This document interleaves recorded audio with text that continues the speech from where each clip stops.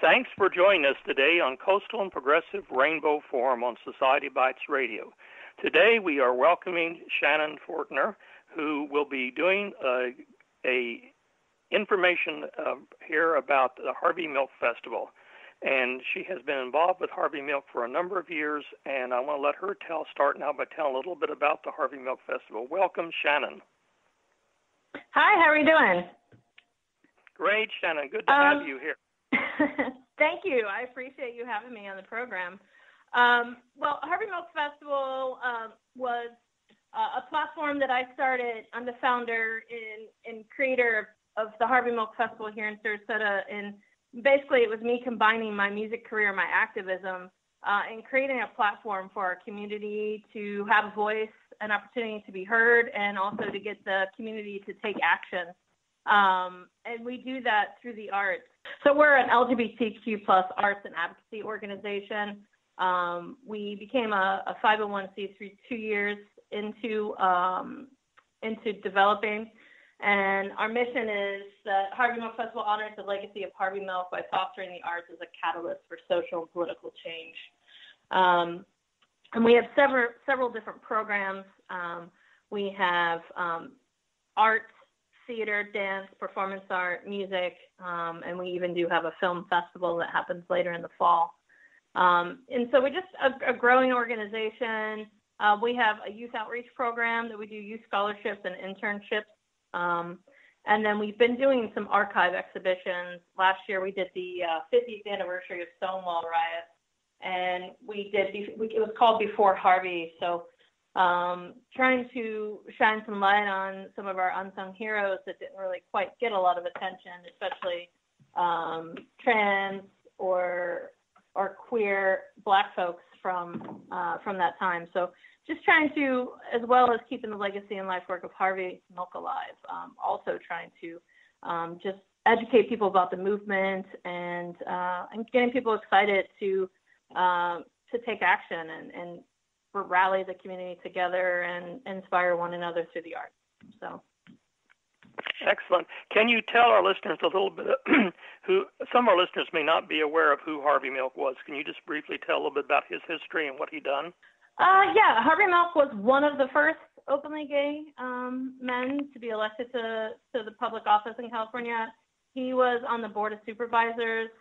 He not only was, rallying for the LGBTQ plus rights and creating that platform and a safe space there in San Francisco, he also worked with local businesses and unions and was very adverse, loved to go to the theaters. So I think that's a lot of why we do the work that we do with incorporating the arts. He definitely, a lot of people shared stories about Harvey Milk and their experiences or memories of him in Castro, talking about how they went to frequent the opera house or a play or, anything theatrical, of course. But yeah, so he was assassinated by Dan White. George Moscone was the mayor at the time.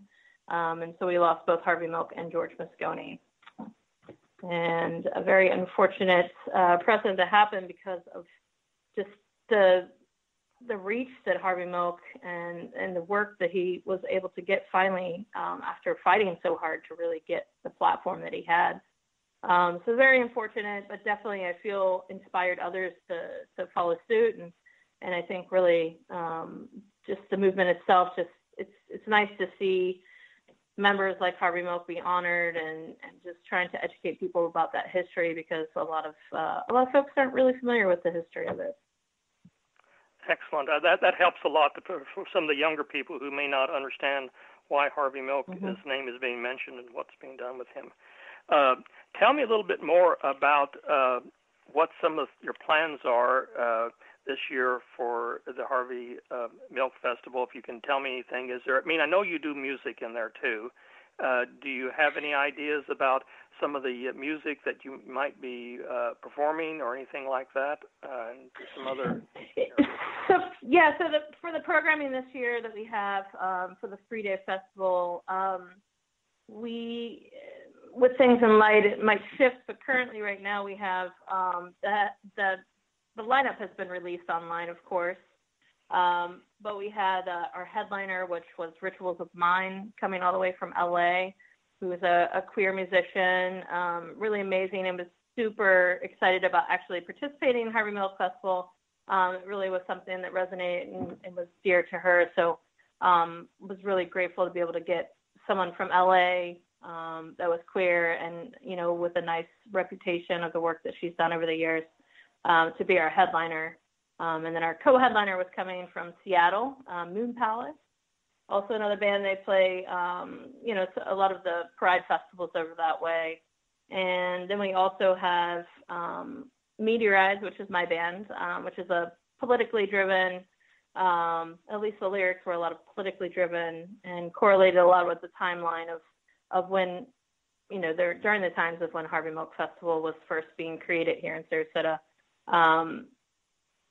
Just talking about inequality and kind of rallying people together and possibly the struggles and kind of having to, fight to be seen. So I used to wear a mask when I performed back in the day until marriage equality passed. But so just it's a super important component for me is to be able to perform with my band just because of the message.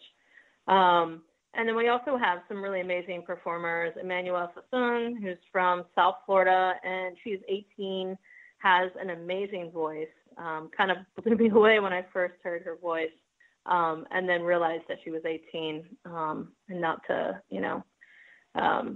it was one of those things you feel like, wow, this person has been singing for a really long time, and I can't imagine what, in the next few years, she'll be bringing for us. So I'm just excited to have someone so young and so talented to participate with the festival.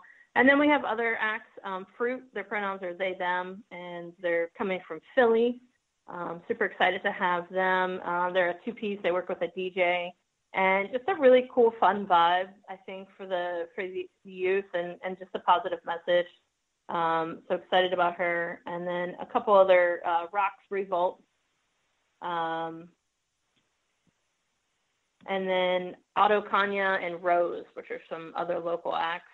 We have Soul Packs, which is coming from Miami, and one of those classic festival favorites. They really great vibe, great sound, dancey, horn section. So who wouldn't fall in love with them? So yeah, really great, diverse, and well-rounded out lineup. And then for our dance component, we had James Graham coming all the way from San Francisco with his dance partner to perform his duets at the Sarasota Art Museum on May 8th. And then Jeff Pope. And excellent. Yeah, Jeff Pope is a local dancer here in Sarasota. So we were super excited to have Amber McNew and Jeff Pope to open up for James Graham and doing their vignette.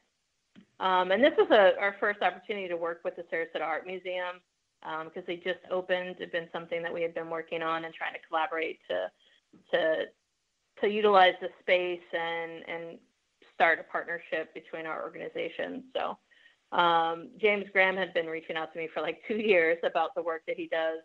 And I was really excited to have him come over.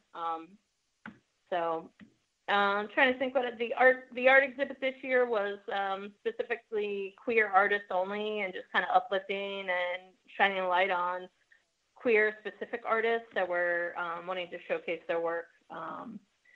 And we did have an event, Tomboy, which we did just actually cancel on May 1st. We were going to be doing a performance and a queer and trans advocacy talk with this group Tomboy. And Tomboy has actually performed at Harvey Milk Festival in the past, as well as Ringling Underground, which is another platform I use to bring talented musicians to town. So they were going to be doing a queer and trans advocacy talk to the community, and then also do a 45-minute performance of their music. They're, definitely like queer activists and musicians that have been continuing to do the work over the years. And originally, all of them were in Jacksonville. One is currently in Austin. But the work that they've done has just been really inspiring, and I wanted to bring that forward to be a part of Harvey Milk Festival this year, specifically because we're really focused on advocacy this year and moving forward. So wanting to help educate, and any opportunity that we have to do that, we're really grateful, especially if it coincides with an artist. So. It sounds like you've got an incredible lineup coming here, and it's going to be very, very enjoyable. It's really amazing. How does this, you think, compare to some of your previous years that you've had? I think it sounds like you're every year you're improving a little bit here. Yeah, definitely. I think with the venues that we use and who we're partnering up with is a really just, for me, it makes me feel accomplished working with, organizations like Sarasota Art Museum, just because of the work that I know goes into that. And it's just a really great, unique opportunity for our community to have platforms like that, where we can bring artists from all over the world and also uplift and promote local artists as well. But yeah, so I feel like every year it definitely has expanded. And currently we do have an emergency plan in case things do have to shift, because the dates that we have do fall on the 8th week of the CDC recommendations. So just playing things out and trying to figure things out, but we do have an emergency plan. And the emergency plan actually is looking pretty great. So I want to say that normally in the past I might have been a little freaked out about having to even think about canceling. But, things are very different these days, and we have a lot going on. And still learning more information every day. We do have a really wonderful opportunity for our community to get educated and be able to offer a safe workplace, and also just be a more inclusive business in our community. We have our #WeSupport campaign that we started. We got a grant recently in 2019 from the Sarasota Community Foundation of Sarasota County.